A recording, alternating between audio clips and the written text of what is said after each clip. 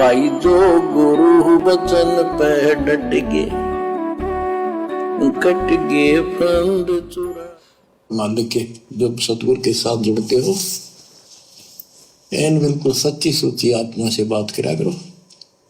जरा सी गड़बड़ करोगे वो भगवान रुष्ट हो जाएगा। गुरु से लगन कठिन है भाई। सबसे कठिन काम इस भक्ति मार्ग पर मोक्ष प्राप्ति के लिए गुरु से लगन कठिन है भाई। बस गुरु से जिसकी लगन लग गई उसका तो वही बेड़ा पार। और गुरु से लगन लगने का मतलब क्या है? जैसे एक पतिव्रता औरत अपने पति के कहे अनुसार चलती है। उसके पति ने कह दिया कि पड़ोस में उन लोगों से बात नहीं करना, तो वो बिल्कुल बात नहीं करेगी। उसके पति ने कह दिया तुझे ये काम करना है, वही काम करेगी। उसको कहते पतिव्रता। और हम भगत भाई बहन क्या कर रहे हैं? 2014 बरवाला कांड के बाद से गुरु जी की सारी मर्यादाओं की धज्जियां उड़ा चुके हैं। कितना नाराज हुआ होगा परमात्मा हमसे। अरे जो भगत भाई बहन मां या बाप की पदवी पे हैं, अगर उनके कहे अनुसार उनके बेटा बेटी नहीं चलते तो सोचो उनका दिल कितना दुखता होगा, वे अंदर से कितने दुखी होते हैं। और सतगुरु तो हमें कितना प्रेम करते हैं, ये हमारे असली पिता हैं, असली माता हैं। और जब हम इनकी आज्ञा तोड़ते हैं, इनका वचन तोड़ते हैं, भक्ति मार्ग को हल्के में लेते हैं, तो सोचो ये कितने नाराज होते होंगे। और जिसने अपने सतगुरु को नाराज कर दिया, भाई उसका मोक्ष कैसे होगा? सतगुरु को तो प्रसन्न करना है। अरे नाराज तो हम करते ना आए, नाराज करके तो हम सतलोक से आए थे नीचे। अब इनको और अधिक नाराज करके हम सतलोक नहीं जा सकते। हमने सतगुरु को प्रसन्न करना पड़ेगा। तो कहते गुरु से लगन कठिन है भाई। और जिसकी गुरु से लगन लग गई ना, फिर वो मर्यादा तोड़ने की बातें सौपन में भी नहीं सोचेगा। जगत वालों के साथ यारी दोस्ती रिश्तेदारी निभाने की सौपन में भी नहीं सोचेगा। उसको तो केवल अपना आत्म कल्याण दिखाई देगा। और रात को सोने से पहले चिंता करेगा, विचार करेगा कि आज मेरे से पूरे दिन में कहीं गुरुजी की मर्यादाओं में कोई त्रुटि तो नहीं हो गई, जाने अनजाने में मेरे से कोई नियम तो नहीं टूट गया। रात को सोने से पहले विचार करेगा, तब कहीं जाकर गुरु से लगन लगती है। तो सृष्टि में मोक्ष प्राप्ति के लिए सबसे कठिन काम गुरु से लगन। और यह लगन केवल गुरुदेव के विशेष आशीर्वाद से सत्सेवक भाई बहनों की लग रही है। गुरु से लगन का मतलब है आपके घर में गुरु के अलावा किसी और की फोटो नहीं होनी चाहिए। गुरु से लगन का मतलब है आपकी जुबान से अपने गुरुजी के अलावा किसी और का जयकारा नहीं निकलना चाहिए। गुरु से लगन का मतलब है आपका सिर आपके गुरुजी के चरणों के अलावा किसी और के आगे नहीं झुकना चाहिए। यानी गुरु के अलावा किसी और को दंडवत नहीं होना चाहिए। उसको कहते हैं गुरु से लगन लगना। लेकिन यह इतना आसान नहीं है, तभी तो भगवान को शब्द बनाना पड़ा। अगर इतना ही आसान होता गुरु से लगन लगाना, तो परमात्मा ये शब्द ही ना गाते। लेकिन ये सबसे कठिन काम है। गुरु से लगन कठिन है भाई। और जिसने लगन लगाई है, जिसने लगन लगाई है, उसने अपना सब कुछ खोया है, सब कुछ। आप एक बगल में दुनिया रखोगे, एक बगल में सतगुरु रखोगे, कभी नहीं होगा। दो नावों की सवारी करने वाला कभी भी मंजिल को प्राप्त नहीं कर पाता। एक तरफा होना पड़ेगा, एक तरफा। जगत का और भगत का तो 36 का आंकड़ा है। हमारे सतलोक आश्रम से जुड़ी हुई भाई बहनों की लगन ही तो नहीं लगी। अगर लगन लग जाती अपने सतगुरु से, क्योंकि सतगुरु में लगन कब लगेगी? जब सतगुरु में परमात्मा दिखाई देगा। और जब परमात्मा दिखाई दे जाएगा सतगुरु में, तो फिर जून के महीने में और किसका प्रकट दिवस मनाओगे? शौपन में सोच भी नहीं सकते। तो सबसे कठिन काम गुरु से लगन। लगन लगे बिन काज न सरता, लगन लगे बिना काज न सरता, जीव पर हो जाई गुरु से। लगन लगे बिन काज न सरता। कौन सा काज, कौन सा कार्य? मोक्ष, सतलोक। गुरु से लगन लगे बिना हमारा जो मुख्य कार्य है इस मनुष्य जीवन से प्राप्त करने का, मोक्ष, मुक्ति, कहते हैं लगन लगे बिन काज न सरता, जीव परलय हो जाता। ये जीव फिर 84 लाख योनियों में चला जाता है, सतगुरु की शरण में आकर भी सतगुरु से लगन ना लगा पाने के कारण। और आगे परमात्मा में उदाहरण देंगे कि किस कदर सतगुरु से लगन लगानी पड़ती है। सतगुरु से लगन लगाने वाला फिर पीछे संसार की तरफ मुड़ के नहीं देखता, फिर वो गुंडों की सीबीआई जांच का समर्थन नहीं करेगा, जाटों के धरने में जाके नहीं बैठेगा, स्टेडियम नहीं बनवाएगा, 2 कोड़ी के राजनेताओं के पीछे उनकी रैलियों में धक्के नहीं खाएगा, वो आडंबर और पाखंड नहीं करेगा, जिसकी गुरु से लगन लग जाएगी। लगन कठिन है भाई, जैसे पपैया प्यासा बूंद का, पिया पिया टेर लगाई। जैसे पपैया प्यासा बूंद का, पिया पिया टेर लगाई। प्यासे प्राण निकल जा बेशक, प्यासे प्राण निकल जा बेशक, और नीर ना भाई गुरु से। प्यासे प्राण निकल जा बेशक, और नीर ना भाई। अपने गुरु के अलावा, अपने पति के अलावा, क्योंकि सारे उदाहरण यहां पर गुरु और शिष्य के गहरे रिश्ते को समझाने के लिए बताए गए हैं। जिस प्रकार वो पपैया पक्षी, वो अगर पानी पिएगा, प्यास बुझाएगा तो केवल आसमान से पड़ने वाली बूंद से। पपैया नीचे जमीन का पानी नहीं पीता, बेशक वो प्यासा मर जाए, आसमान से जो बूंद गिरती है उसी से पपैया प्यास बुझाता है।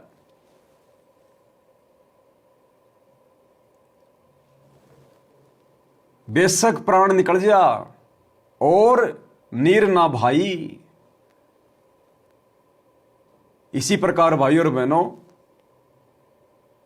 हमने अपने गुरु के अतिरिक्त, अपने सतगुरु के अतिरिक्त किसी और के ऊपर आश्रित नहीं होना, किसी और के ऊपर आसक्त नहीं होना, किसी और में परमात्मा नहीं देखना। उस पपैये की तरह हमने भी उस बूंद रूपी सतगुरु के ऊपर ही आश्रित रहना है। हमारी मदद करेगा तो सतगुरु करेगा। सतगुरु के अलावा हमने दुनिया का भिखारी नहीं बनना, किसी अन्य देवी देवता का भिखारी नहीं बनना, किसी और में परमात्मा देखकर उसके आगे हाथ नहीं फैलाने, उससे नहीं मांगना, केवल अपना सतगुरु। और जब उस पपैये की वो तड़प देखता है परमात्मा, तो फिर परमात्मा आसमान से बूंद भी भेजता है उसके लिए, क्योंकि परमात्मा को पता है कि ये मर जाएगा लेकिन नीचे का पानी नहीं पिएगा।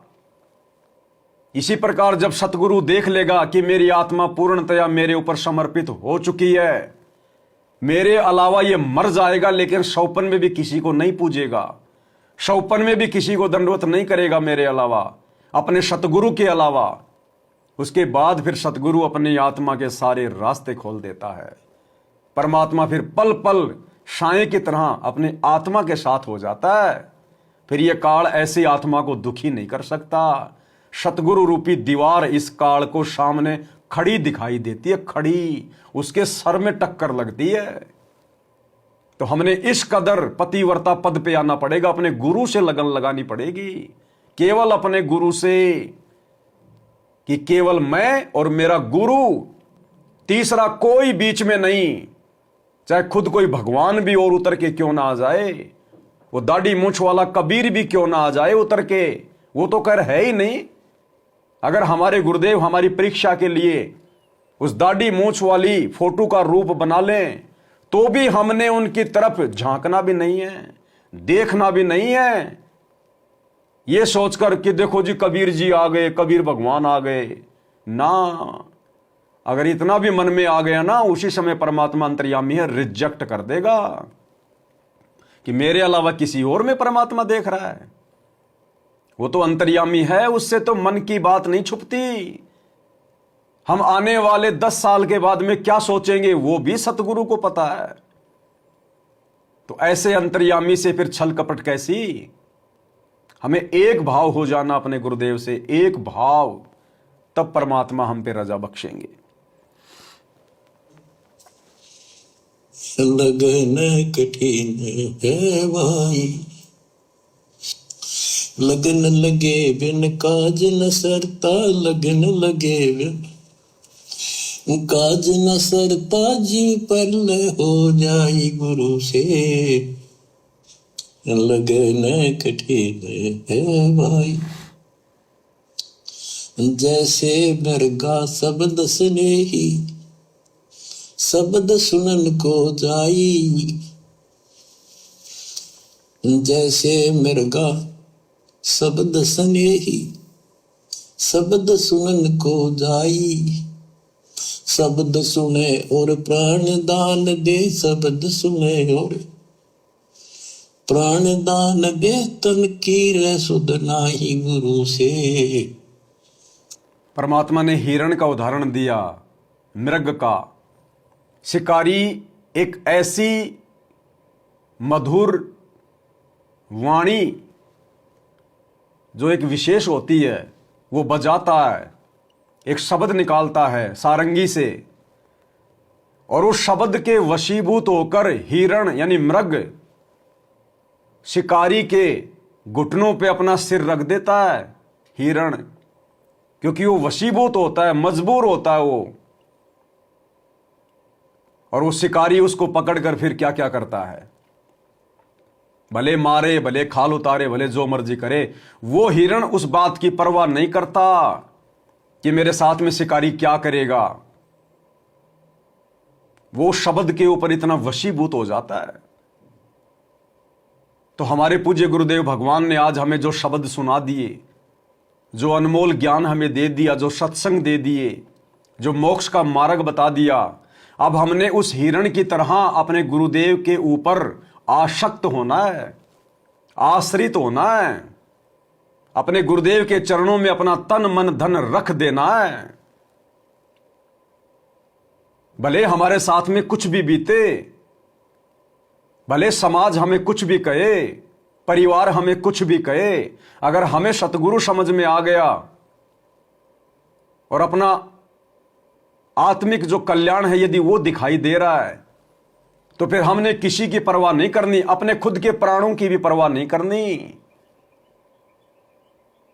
स्वयं को अपने सतगुरु के चरणों में समर्पित कर देना एज ए इष्ट, एज ए परमात्मा, कि मालिक आप जानो, आपका काम जाने, ये दास आपके चरणों में।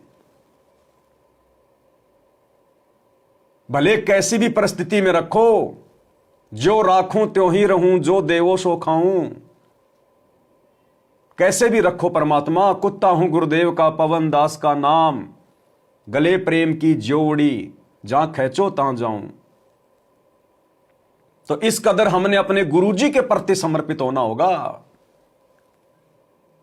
अब एक तरफ तो हम गुरुजी के प्रति समर्पित होने का दिखावा भी कर रहे हैं, और फिर गरीबदास जी का बोध दिवस मना देते हैं, कबीर जी का प्रकट दिवस मना देते हैं। अरे वे कौन है फिर गुरु जी के प्रति समर्पित होना कहां हुआ। जो भी कुछ मनाना है अपने गुरु जी का, किसी और का नहीं। अरे जो पतिव्रता औरत होती है, क्या वो अपने खुद के पति के अलावा किसी गैर पुरुष का कोई जन्मदिन या कोई उसका वो मरण दिन मनाती है क्या? नहीं मनाती। तो हमने केवल अपने गुरुदेव का प्रकट दिवस मनाना है 8 सितंबर के दिन, क्योंकि हमारे गुरुदेव प्रकट हुए हैं, ये प्रकट ही होते हैं, स्वयंभू परमात्मा है। इनका कोई मरण दिन नहीं होता, केवल इनका प्रकट दिवस होता है। तो 8 सितंबर को केवल सतगुरु का प्रकट दिवस है। इसके अलावा ये फालतू के हमने कोई दिवस नहीं मनाने। गरीबदास जी का बोध दिवस आ गया, फलाने का प्रकट दिवस आ गया, ये गुरु जी के प्रति समर्पित होने की निशानी नहीं है, ये गुरु से लगन लगाने की पहचान नहीं है। अभी हम पतिव्रता पद पे नहीं है, लगन लगानी पड़ेगी गुरुदेव से, उस हिरण की तरह समर्पित होना पड़ेगा। गुरु जी की भक्ति कर रहे हैं, नरेंद्र मोदी की रैली में धक्के खा रहे हैं, तो आप अपने गुरु जी पे समर्पित कहां हैं? क्या सुनने गए थे नरेंद्र मोदी की रैली में? क्या गुरुजी ने ज्ञान थोड़ा दे दिया जो नरेंद्र मोदी से लेने गए थे उसकी रैली में? गुरुजी से ज्ञान ले रखा है, गुंडों की सीबीआई जांच में जाके बैठ रहे हो राजपूत करणी सेना के साथ। गुरुजी ने ज्ञान देने में कमी छोड़ दी जो उन समाज के लोगों से ज्ञान लेने गए थे, हरियाणा के जाट आरक्षण में जाके बैठ गए। गुरुजी के ज्ञान में कोई कमी रह गई जो हरियाणा के शराबी, उन कवाबी जगत वालों से ज्ञान लेने गए थे? ये गुरुजी के प्रति समर्पित होने की निशानियां नहीं है। केवल अपना गुरु और दूसरा कोई नहीं। लगन कठिन है भाई, लगन लगे बिन काज न सरता, लगन लगे बिन काज न सरता, जीव पर ल हो जाए गुरु से, लगन कठिन है भाई। जैसे सती चढ़ी सता करे, अपने पिया लो लाई, अग्नि देख डरे नहीं मन में, पिया संग जड़ जाए गुरु से, लगन कठिन है भाई। कैसे लगन लगानी है अपने गुरुदेव से, अपने परमात्मा से? सती का उदाहरण दिया परमात्मा ने। गुरुदेव कहते पहले समाज में एक कुप्रथा थी, जिस औरत का पति मर जाता था उस औरत को भी उसके साथ चिता पर बैठाकर जिंदा जला दिया जाता था, और उस औरत में भी ऐसी भावना भर दी जाती थी, वो औरत रुकने से भी नहीं रुकती थी, वो अग्नि से नहीं डरती थी, वो अपने पति से इतना प्रेम किया करती थी, अपने पति पर इतनी आश्रित हुआ करती थी कि वो अपने पति के साथ समाज में जीने से बेहतर मरना समझती थी, कि जब मेरा पति नहीं रहा तो मेरा कौन है यहां पर जिसके ऊपर मैं आश्रित थी। और उसको रोकने के लिए उसको तरह तरह के लोभ लालच दिखाए जाते थे परिवार के द्वारा, कि देख तेरे छोटे छोटे बच्चे हैं, अरे तेरे बाद तेरे बच्चे कैसे रहेंगे, इनको कौन संभालेगा। वो बच्चे भी रो रहे होते माँ का पल्लू पकड़कर कि माँ माँ माँ मत जा मत जा, लेकिन वो बच्चों की तरफ भी ध्यान नहीं देती। उसकी सुरती, उसकी लो, उसकी लगन अपने प्रीतम में, अपने पति में, कि मुझे तो अपने पति के साथ जाना है, मेरा पति नहीं तो फिर मेरा यहां कौन। ये बच्चे मुझे बाद में मिले, पहले मुझे मेरा पति मिला था, मेरे पति से बच्चे हैं, इन बच्चों से पति नहीं है। उसको उसके जेवरात, उसके गहने दिखाए जाते हैं कि देख तेरे पास कितने सोने के गहने, इनको कौन पहनेगा, अगर तू जल गई तो तेरे बाद तेरी संपत्ति का वारिस कौन होगा। वो किसी तरफ नहीं देखती, बस मुझे मेरे पति के साथ जाना है। तो गुरुदेव हमें समझाना चाहते हैं कि हमारा भी अंत समय में, जब सतलोक चलने का समय आए, जब परमात्मा विमान लेके आए, उस समय हमारी भी सुरती केवल परमात्मा में, हमारे गुरुदेव में, उस सतलोक वाले विमान के इंतजार में, कि कब आएगा वो जहाज, कब आएगा वो विमान जिसके बारे में गुरुजी सत्संगों में कहते हैं। पीछे आपका पोता है, आपकी पोती है, हमने किसी की तरफ नहीं देखना, आपके पास में कितनी संपत्ति है नहीं देखना। हमें तो वो अखंड संपत्ति प्राप्त करनी है, ओरिजिनल संपत्ति।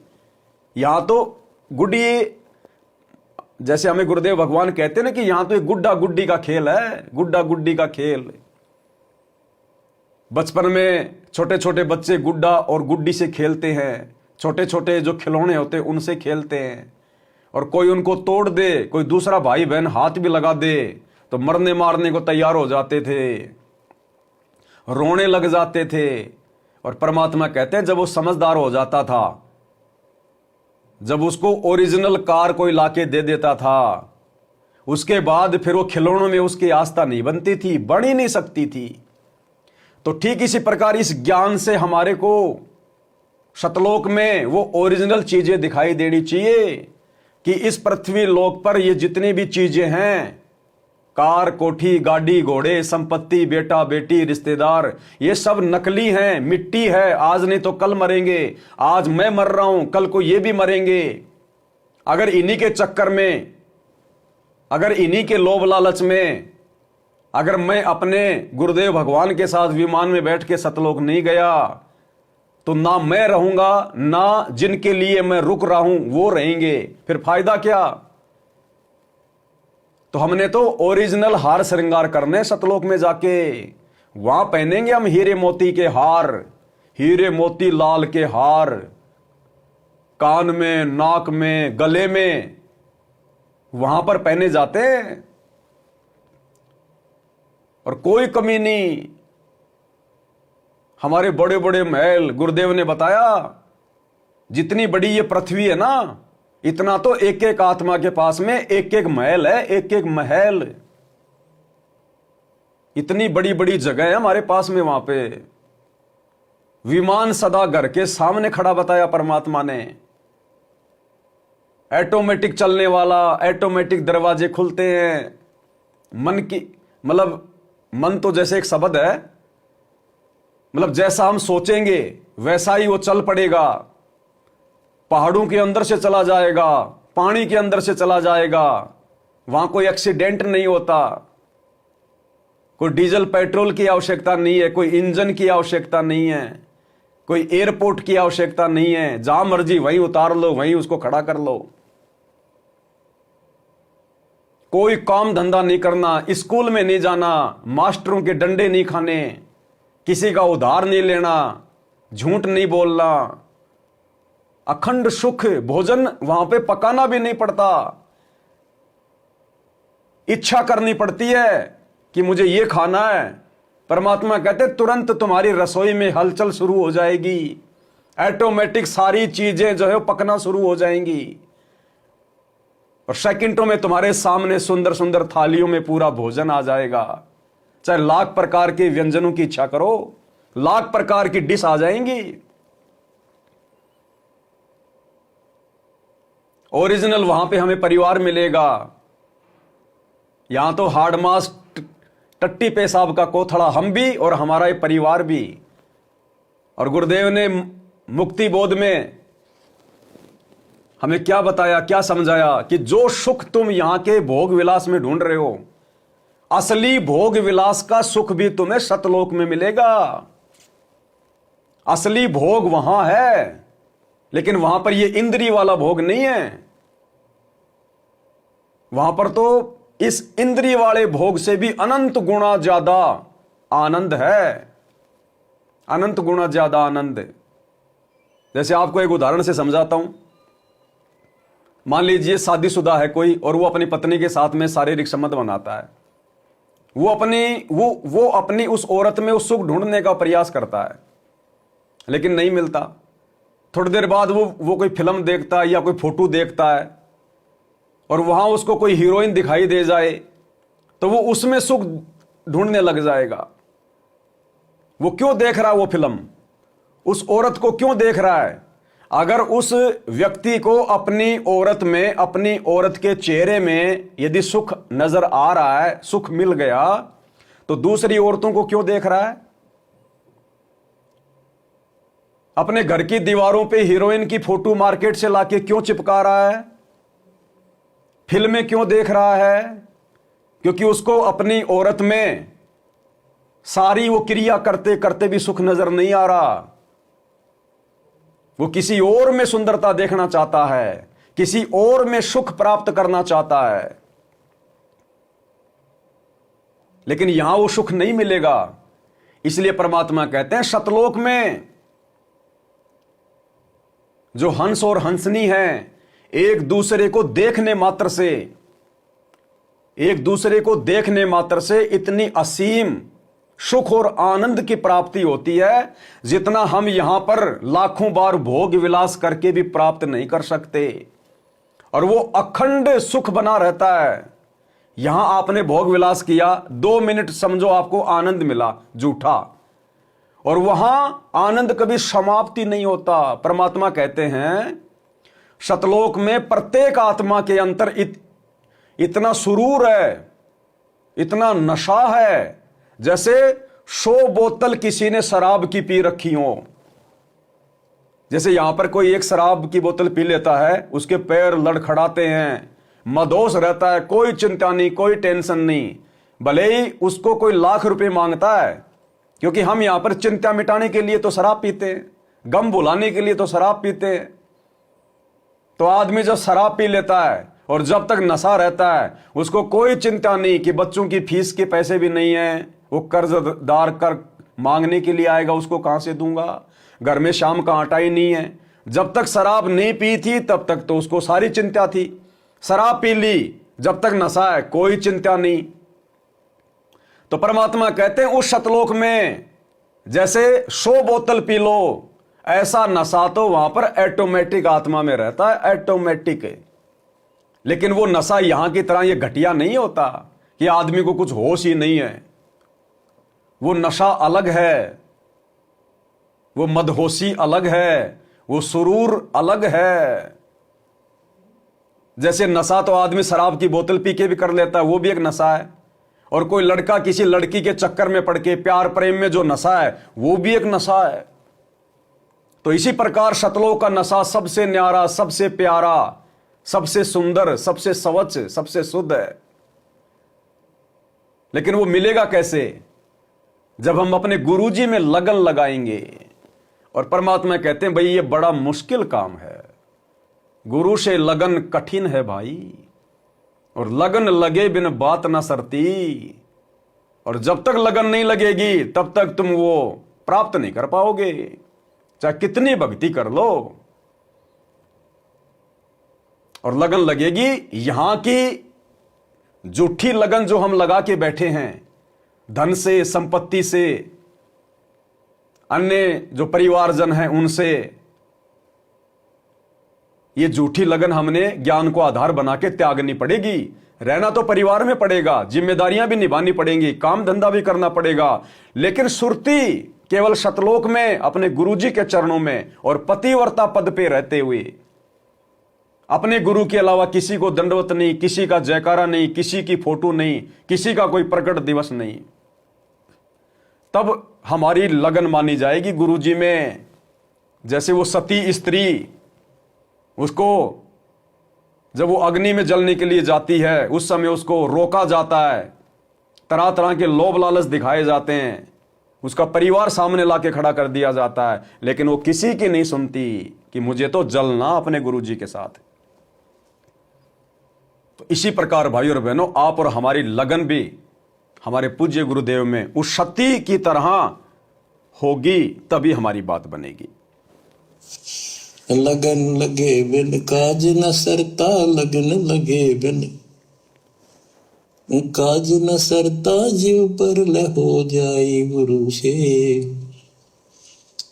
लगन कठी है भाई, दो दल सन्मुख आन लड़े हैं, सूरा लेत लड़ाई।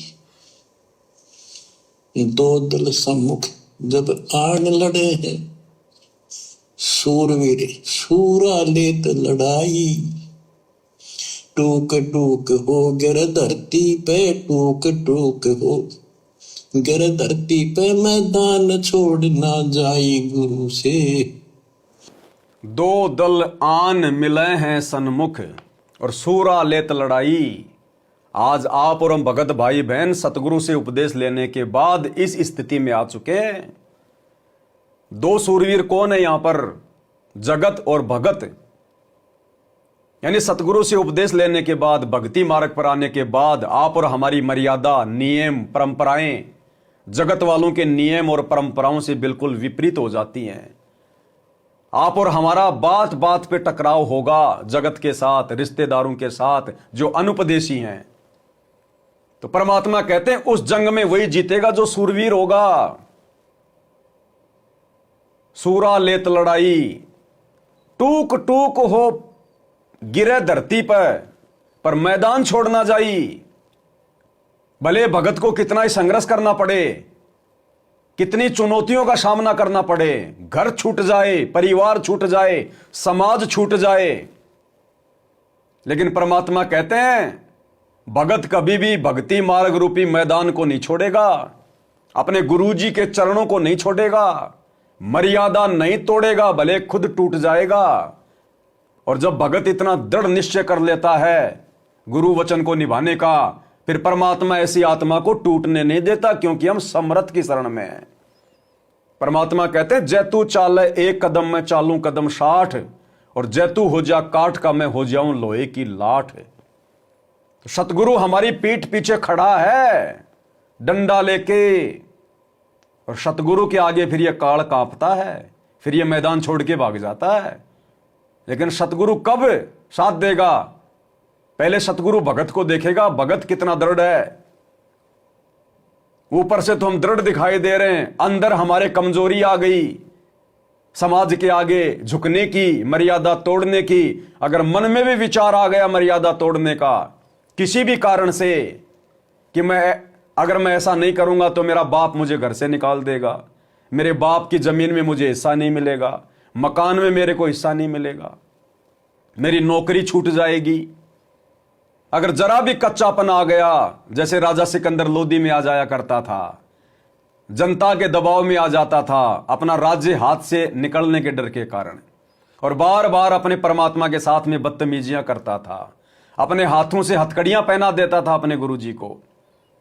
तो अगर मन में भी हमारे अगर विचार आ गए मर्यादा तोड़ने के, मर्यादा तोड़ने के बाद तो सारा काम ही खराब हो जाएगा।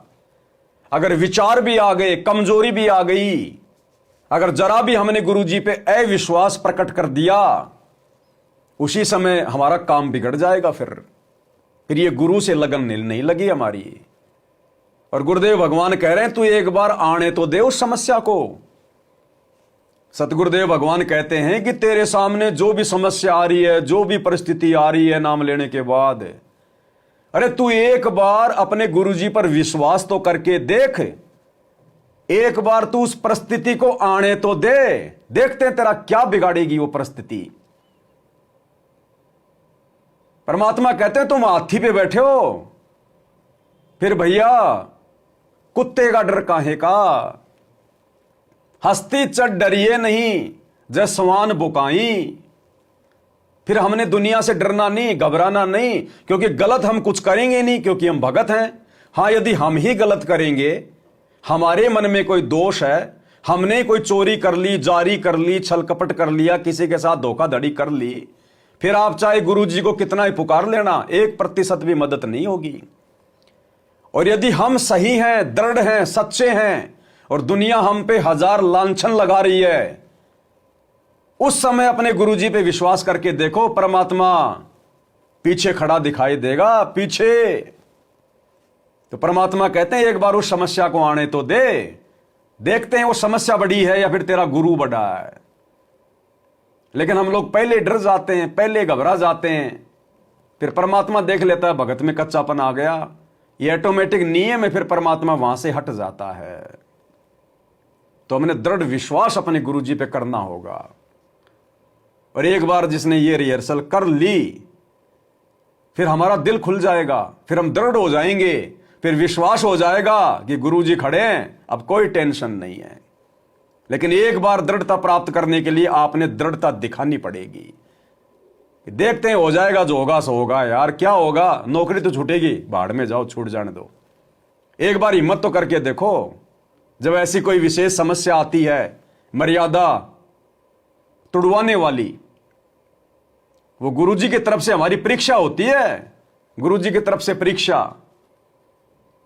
परमात्मा जब अपने भगत की परीक्षा लेता है तो इसी प्रकार की विशेष परिस्थितियां पैदा कर देता है। गुरुदेव ने सेव समन की परीक्षा लेनी थी, परमात्मा ने उस दिन ऐसी परिस्थितियां पैदा कर दी, पूरे गांव में किसी ने उनको आटा भी उधार नहीं दिया, चोरी करनी पड़ गई, बच्चे का सिर काटना पड़ गया गुरुजी की इज्जत के लिए। वो परिस्थितियां गुरुजी ने जानबूझ के पैदा की। उन गांव वालों के मन में परमात्मा ने जानबूझ के प्रेरणा पैदा कर दी कि इसको आटा नहीं देना। अगर आटा मिल जाता तो परीक्षा होती ही नहीं, आज सेव समन का नाम होता ही नहीं, आज हमारे लिए उदाहरण बनता ही नहीं। तो वर्तमान में भी वही कबीर भगवान है हमारे गुरुजी के रूप में। और जब परमात्मा परीक्षा लेगा ये तो नियम है। अरे भक्ति मार्ग पर हम शिष्य और हमारे गुरु हमारे मास्टर हैं, तो भैया परीक्षा तो होगी, कभी भी हो सकती है। तो हमने भी परीक्षा के लिए उसी कदर तैयार रहना चाहिए, तब जाके हमारी बात बनेगी। लगन कठी है भाई, लगन लगे बिन काज न सरता, लगन लगे बिन काज न सरता, जीव पर ले हो जाई गुरु से, लगन कठन है भाई। छोड़ो तन अपने की आशा, निर्भय हो गुण गाई, छोड़ो तन अपने की आशा, निर्भय हो गुण गाई। कहे कबीर ऐसा हो हंसा, कहे कबीर ऐसा हो हंसा, सहज मिले सतगुरु आई, गुरु से लगन कठिन है भाई। परमात्मा कहते हैं भगत ने निर्भय होके परमात्मा की महिमा करनी चाहिए। परमात्मा की महिमा करने का मतलब है हम जो गुरुदेव भगवान की आरती करते हैं, भक्ति करते हैं, भक्ति में सब कुछ आ जाता है। भक्ति में जो है सत्संग सुनना भी आ गया, मंत्र करना भी आ गया, आरती करना भी आ गया। तो ये भी एक भक्ति का एक अंग है, गुरु की महिमा है ये। क्योंकि हम गुरु जी के द्वारा प्रदान की गई वस्तुएं ही हम लोग जो है प्रयोग में ले रहे हैं, क्योंकि भक्ति हमें गुरु जी ने दी है। तो गुरु जी की भक्ति करना, गुरु जी की महिमा करना, और वैसे अलग से अपने गुरु जी के जो है महिमा के शब्द गाना, विशेष अपने गुरु जी के प्रति कोई चिंतन मनन करना, अपने गुरु जी के द्वारा किए गए जो उपकार हैं उनके लिए अपने गुरु जी का धन्यवाद करना, ये भी गुरु जी की महिमा में आता है। तो परमात्मा कहते हैं जब आप सतगुरु से उपदेश ले लेते हो तो निर्भय होके महिमा करो, निर्भय होके भक्ति करो। भक्ति करने में डरो मत, शर्मा शर्मी नहीं करनी चाहिए कि मैंने माला हाथ में ले रखी है, लोग क्या कहेंगे, बन गया भगत है। और ये दुनिया सारा दिन सिगरेट हाथ में लेके घूमती है, उनको तो कोई शर्म नहीं आती। फिर हम तो शुभ काम कर रहे हैं, हम तो भक्ति कर रहे हैं, मंत्र जाप कर रहे हैं, हमने तो बड़े जो है गर्व के साथ में मंत्र जाप करने चाहिए। अरे जब वो बड़े जो है गर्व के साथ में सिगरेट पी रहा है और चुटकी मार मार के धुआं उड़ा रहा है, उसको शर्म नहीं आ रही कुकर्म करते हुए, तो हमारे को शुभ कर्म करते हुए, माला हाथ में लेके सुमरण करते हुए काहे की शर्म, किसका भय, किसका डर। तो परमात्मा कहते हैं भगत ने निर्भय होके भक्ति मार्ग पर अपनी जो क्रिया है वो करनी चाहिए। डरना नहीं चाहिए कि वो क्या सोचेगा, वो क्या कहेगा, नहीं, हमारे गुरुजी क्या सोचेंगे, हमारे गुरुजी क्या कहेंगे, हमने इस बात का डर होना चाहिए। दुनिया का डर नहीं होना चाहिए। दुनिया तो हमारी तरह मिट्टी है, उससे क्या डरना। गलत काम हम करते नहीं और सत्य काम करेंगे, सही कर्म करेंगे तो गुरुजी हमारे साथ में है, फिर डर काहे का। तो परमात्मा कहते हैं निर्भय होके भगत ने गुण गाना चाहिए। लेकिन भाई बात वही है, जब तक गुरु से आपकी लगन नहीं लगेगी तब तक आप निर्भय होके भक्ति नहीं कर सकते। अगर आपने निर्भय बनना है तो आपने अपने गुरुजी के प्रति समर्पित होना पड़ेगा, तब गुरु अपना विशेष आशीर्वाद देता है उस आत्मा को, तब वो आत्मा खुल के कह पाती है, भक्ति कर पाती है। अन्यथा काल ने 50 प्रकार की समस्याएं जीव के सामने पैदा कर रखी होती हैं। तो निर्भय होने के लिए भी गुरु से ही लगन लगानी पड़ेगी, गुरु का ही हमारे को कृपा पात्र बनना पड़ेगा, एकमात्र गुरु का ही आशीर्वाद लेना पड़ेगा। अगर आप जून के महीने में उस दाढ़ी मूंछ वाली कबीर जी की फोटो का कबीर प्रकट दिवस मनाकर उसको भोग लगाकर अगर आप उसका आशीर्वाद ले रहे हैं तो गुरु का आशीर्वाद आप तक कभी नहीं पहुंचेगा, कभी भी। एक कहावत है, छोटी सी एक कहानी है। बारिश का समय था, एक आदमी जा रहा था, रास्ते में कोई नदी थी, सोचा मैं नदी पार कर लूंगा। वो नदी में उतर गया, नदी ज्यादा गहरी थी, वो डूबने लग गया, तैरना उसको आता नहीं था, हाथ पैर मार रहा था। अब वो क्या करता था, सोमवार को शंकर जी को याद करता था, शंकर जी का जो है मतलब व्रत किया करता था, मंदिर में जाता था। तो अपने इष्ट को याद करने लगा, हे शंकर भगवान, हे शंकर भगवान, हे देवों के देव महादेव, हे गणेश के पिता। अब जब आत्मा की पुकार हुई तो ऊपर से देखा भाई महादेव जी ने, भाई कौन भगत है, किस पे आपत्ति आ गई। ध्यान से देखा, ओ हो भगत जी तो भाई नदी में डूब रहे हैं। अब ये भी बेचारे जीव हैं, थोड़ी बहुत शक्ति प्राप्त है, इनको भी आने जाने में थोड़ा टाइम लगता है। तो शंकर जी अपना तैयार होने लगे, अपना त्रिशूल वर्शूल लेने लगे, देखने लगे कहां रखा है त्रिशूल। अब इतने में भगत को धैर्य कहां, इतने में तो भगत ने फिर मंगलवार को हनुमान जी का व्रत करा करता था, हे हनुमान जी, हे लाल लंगोटे वाले, हे बाबा जी। अब शंकर जी ने देखा, रे भगत ने तो धुन चेंज कर ली, ये निकम्मा, ये तो पतिव्रता है ही नहीं, ये तो निकम्मी आत्मा है। थोड़ी देर पहले तो मेरे को पुकार रहा था कि तू मेरा बाप, तू मेरा बाप, अब हनुमान जी को कह रहा तू मेरा बाप, तू मेरा बाप। मरने दे आरामखोर को। शंकर जी ने वापस अपना डमरू और त्रिशूल रख दिया। अब उधर से जय हनुमान करने लगा, हे महावीर, हे महावीर। तो महावीर जी ने देखा, रहा कौन भगत है भाई। अब महावीर जी भी पहलवान आदमी है, लंगोट मंगोट बांधने लगा, थोड़ा बहुत अपना जो गदा वदा था वो भी हाथ उत में लेके चलता है। अब वो देखने लगा कहां रखी है मेरी गदा, गदा वदा लेने गया भगत को बचाने। इतने में तो भाई साहब फिर बुधवार को गणेश जी के मंदिर में जाया करता था, हे लंबोदर, हे लंबोदर, हे गणेश जी, हे गणेश जी। पिता थारा महादेव, माता थारी पार्वती, लड्डवन का भोग लगे, मूसी की कर सवारी। हनुमान जी ने देखा, रहा ये तो नालायक आदमी है भाई, ये तो दोगला आदमी है।